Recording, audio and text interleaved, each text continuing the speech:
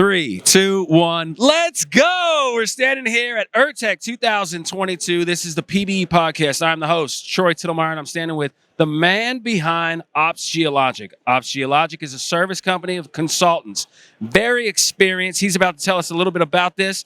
But if you're looking to land laterals and figure out where to put your wellbores in unconventional plays, OPS Geologic has you dialed in. They have the experience to take all the data and quickly analyze it for your targets to make sure that with all their experience and all their knowledge, you're landing in the best places. Jason McClain, please explain OPS Geologic and what you're doing at URTeC this year. Well, OPS Geologic is a company me and a couple partners put together. We basically offer contract geologic services. Like you said, we can help you identify your targets, land your targets, really everything from that, a full analysis, a full evaluation, all the way to building a prog. It's sort of a la carte geologic service. I like that. A la carte, like a taco shop, man. A la carte geologic services. Now, how many man years of experience does OPS Geologic have? Well, that's pretty good term there. I mean, each one, me and my partners all have between, I'd say 14, 15 and like 17 years of experience. So, and then we've got people who contract for us when we have projects that come in, and I mean, a lot of the guys that we pick up are 25, 30 year guys. So, I mean, that's kind of a moving target, but I mean, somewhere around 60, 70 maybe, I don't know, at any given time, depending on who's working for us. Easy. So one of the hardest things in today's social constraints that we have as young professionals are like people that are actually putting together companies that are doing real work and putting together like real results, is integrating with the gray haired folks, right? Integrating with someone with 50 years experience and trying to pull that value out of them, but then also leverage everything you've been doing for 15 years and the modern technology and the modern ways of thinking about things, modern geologic concepts, and merging those two in real time. Yeah. Because the customer's like, hey, what's going on with you? I'm ready to drill. Yeah. You got to pull that out of them. And you got to apply the experience that you have specifically. You know, so what does URTeC do for OPS Geologic? When you come here, what are you looking for? What do you get out of coming to URTeC? Well, really, I mean, we're here more than anything probably just for networking, right? Talking to people who could potentially be looking to employ their skills in a contract sense to help us out with projects, or looking for people who need our skills, right? So, I mean, that's specifically what we're doing here, really, and it's also to just kind of keep up on technology as well. I mean, URTeC, right? It's technology conference at its base, so.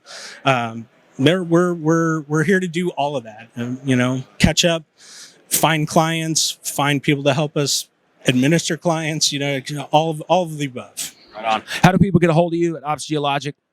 They can look us up on LinkedIn, or they can go to our website, which is www.opsgeologic.com. Pretty simple, right? Right on. Jason McClain, thank you for URTeC 2022. Thank you for being here. Right on, man. Well, let's get an ESG solution. 3, 2, 1, let's go. You ready? Yep. 3, 2, 1, let's go! Ladies and gentlemen, we are standing at URTeC 2022. 017 is live in person. This is happy hour, opening day, opening night. Now, we are 1/3 of OPS Geologic. Correct. We were just talking with Jason McClain about that, kind of what he sees the value in URTeC, the value that you guys are providing as OPS Geologic.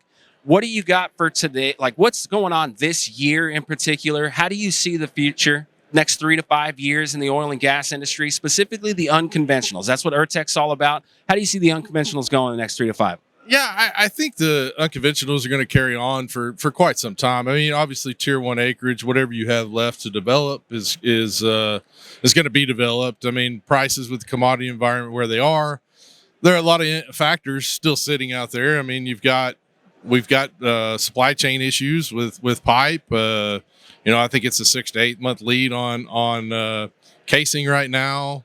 We still have service personnel issues because a lot of people left the industry with the change in the political environment or presidency, and we lost a lot of good people, and retraining, trying to get new rigs out. Everything with inflation, prices are skyrocketing right now. You've got companies that got hedges that aren't going to roll off for quite some time. I mean, there's a lot of variables out there to increasing our production. Can we do it? Absolutely, we can do it. But there's a lot of red tape that needs to be lifted, and possibly in November maybe things change in the political environment, and we start to open things back up a little bit. But I still think we're probably staring at a 3 to 5 year run with commodity prices being elevated. Specifically, I think natural gas. We're big long-term natural gas guys. I mean, even if you want to go into the EV space, everything's going to be powered by the natural gas power plants, and we don't have the infrastructure for everybody to have electric cars.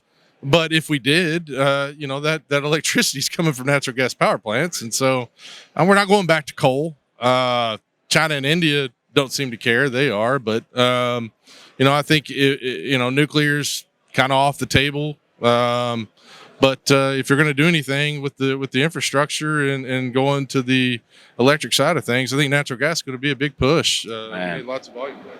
Gosh, dang, man! I mean, you really you teed it up. I was questioning kind of what's going on. URTeC's half the size it was in 2019. I definitely see a lot of energy here, but it's definitely smaller.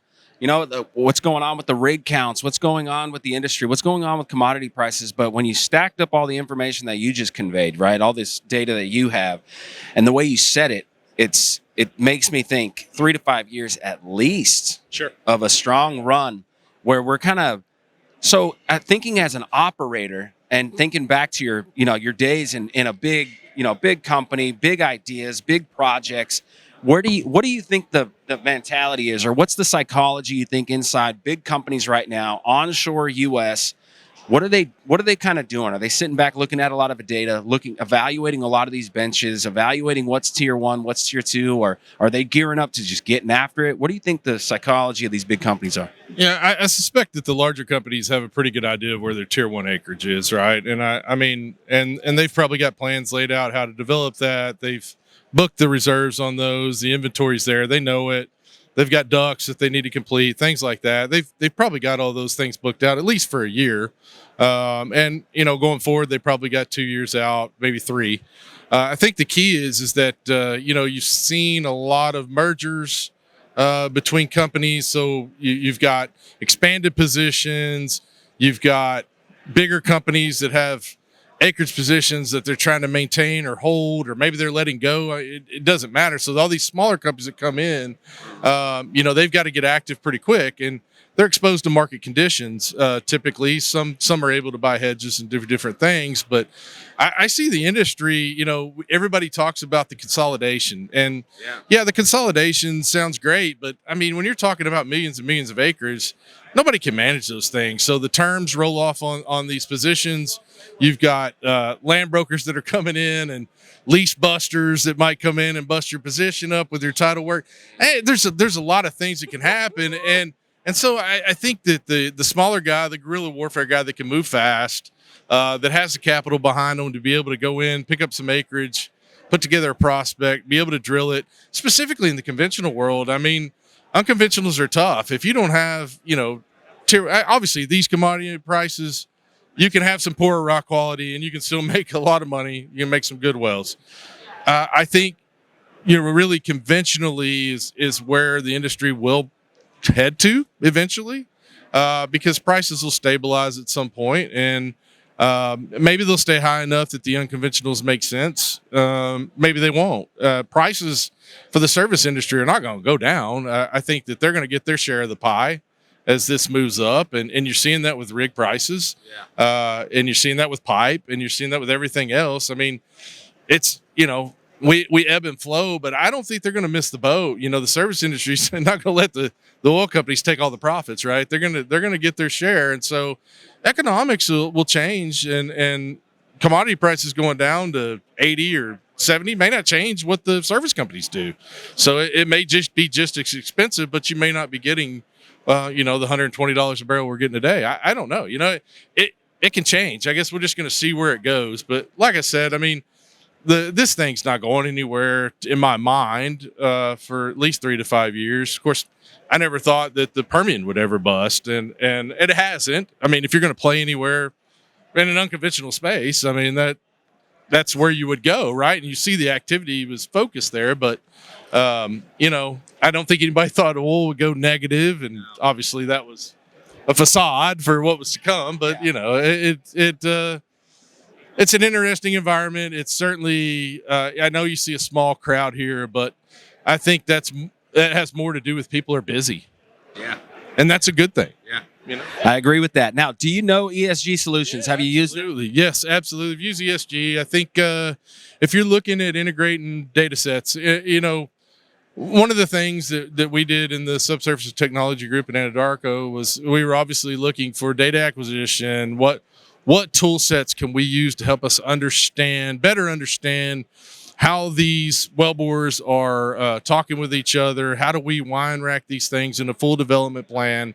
And, we didn't use ESG on HFTS, the government study that we did up in Loving County, but, I have used ESG before. I think microseismic data is a critical component to your reservoir modeling, certainly understanding what your half links are, where are my events concentrating out, so you can understand, you're going to see communication, especially in the Permian.